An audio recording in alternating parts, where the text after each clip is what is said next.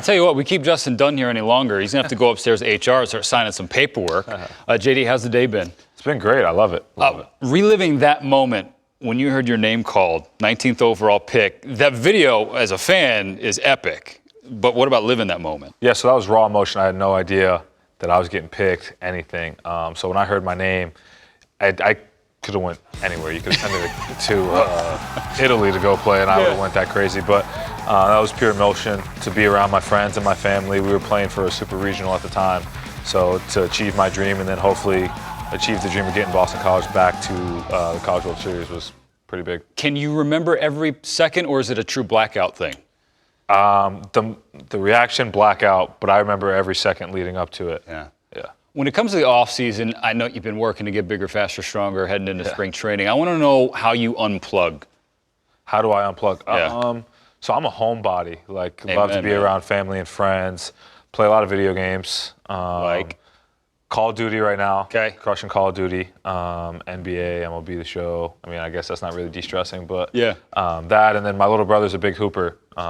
Plays basketball here in New York, so he's home now, and I get to watch him play, and they have some pretty cool games coming up. So spend a lot of time with him. You'll find me on a basketball court a lot. I mean, don't underplay. You say pretty cool games coming up for little brother. That's why you're kind of delaying your start going to Arizona. Why? So my little brother plays for Long Island Lutheran. Yeah. They're 17th in the country, one of the top programs here in New York, and they are playing LeBron James and Dwayne Wade's son in Sierra Canyon, February 8th in Toms River.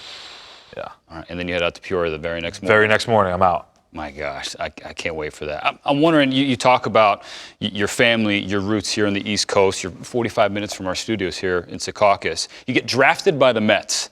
Now, everyone's thinking this is a fairy tale. Then you get traded by the Mets. And I know you're happy, like you said, you would have gone to Italy, and you're loving it in Seattle. But how much fuel did that put in the tank when the Mets traded you? I wouldn't say fuel. I mean, like, I've been saying it since day one. In 2016, out of the draft, I was supposed to go to Seattle. I thought Kyle was going to go higher. Everybody, my agents were telling me Kyle was going to go higher. And they had told me before that he was ahead of me on the board and that if he was there, they were going to take him. So as the draft started winding down and I saw he was still there, I kind of started to set my sights away from Seattle a little bit. But from day one, I thought that's where I was going to be. So it was just things coming full circle for me, and it wasn't really fuel to the fire. I'm excited to come home and play. It'll make things a lot more fun when I play in the Bronx and playing at City, because we do play there this year. So I'm really looking forward to those games. You got your first taste of the big leagues last year in the show, and we can't wait for 2020 for you. Because of the craziness of this offseason, there has been a ton of ink and a ton of airtime given to the Seattle Mariners. What are people not talking about with regards to Mariner baseball heading into the year? I think we have a really good group of young players coming up. If you look at our Arkansas team, a lot of that is guys going to big league camp for the first year, and 4 of us got up last year towards the end of the year, and we have a really fun, exciting group, and we're building a really good culture in our clubhouse, and I'm really excited with where things are going. All right, you're going to talk to Bill Ripken in a second, talk some ball, but before we do that, we want to play a game called One and Done. We're going to see how many questions you can get through. Yeah, it was a low-hanging fruit, Justin. How many questions can you get through in 60 seconds? Just go rapid fire, first things that comes to your mind, all right? Okay. Ready, set, and go. When I say go, first athlete that comes to mind. Kobe Bryant. R.I.P. Pete Alonso, if he wasn't a polar bear, he would be a? He's my teddy bear, not a polar bear. Teddy bear? Yeah, he's always been my teddy bear. If you were an animal, what would you be? Panther. Okay, MLB Network analysts that when they're on, you turn the volume up the most.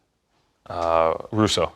Turn the volume up for Russo? Yeah, or down? Love it. Turn it up. Okay. Pedro Martinez, first thing that comes to mind. GOAT. Jared Kelenic hitting a plate with a baseball. Savage. Savage. Pitch that you worked on in the offseason. Change up. How's it coming along? It's getting pretty good. Is it? Yeah. All right. One last one for you. Okay. Favorite pair of J's? Ooh. I'm a big 11 guy. See, I knew I had to give you more time for this question. My Bread 11s are my keepsake. Like, I don't wear those too much because that was the first pair of shoes that I bought out of the draft. I've worn those since I was a kid. But I would say these are probably my favorite. My off-white ones are up there. Awesome. Justin Dunn, you're done with me. Okay. Now you can head over to the Skybox and talk some ball with Russ. Awesome. Thank you. Appreciate it.